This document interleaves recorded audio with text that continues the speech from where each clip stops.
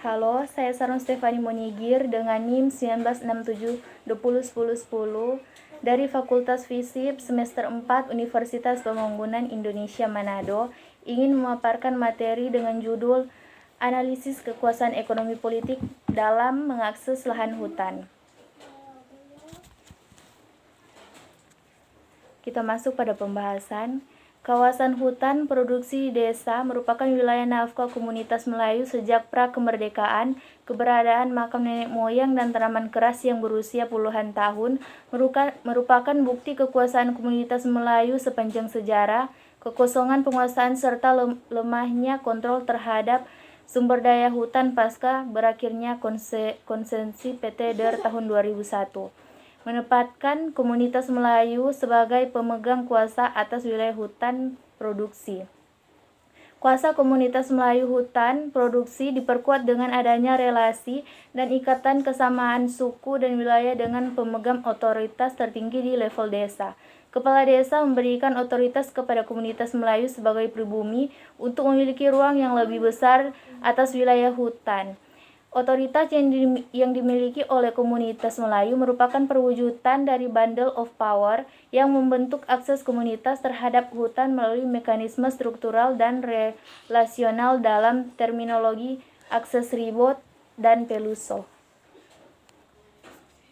Kekuasaan komunitas Melayu sebenarnya dimiliki oleh faktor kepala desa. Kepala desa memainkan otoritas yang dimilikinya untuk mengatur siapa saja yang bisa mengakses sumber daya hutan di desa. Hal ini ditunjukkan dengan keberadaan komunitas Talang Mamak di desa yang merupakan hasil interaksi transaksional antara kepala desa Suwo-Suwo dengan komunitas Talang Mamak. Kekuasaan ideologi. Komunitas Talang Mamak merupakan suku terasing yang hidup di hutan selama masa hidupnya.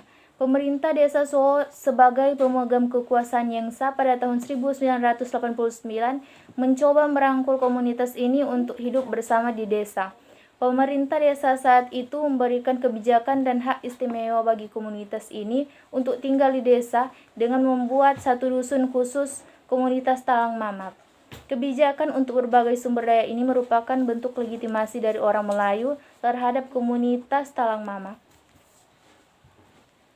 Kekuasaan koneksi. Membangun relasi dengan pribumi merupakan jalan utama bagi komunitas pendatang untuk bisa mengakses sumber daya hutan di desa Suwo-Suwo. Relasi yang dibangun bukan hanya kepada kepala desa sebagai pemegang kuasa yang sah, tetapi juga perlu membangun relasi dengan komunitas Melayu secara individu untuk memperoleh lahan.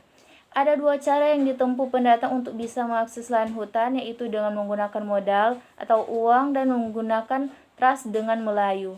Modal digunakan untuk membeli bahan lahan, garapan atau belukar milik orang Melayu. Sistem jual beli lahan di kawasan hutan produksi diistilahkan dengan sistem ganti rugi.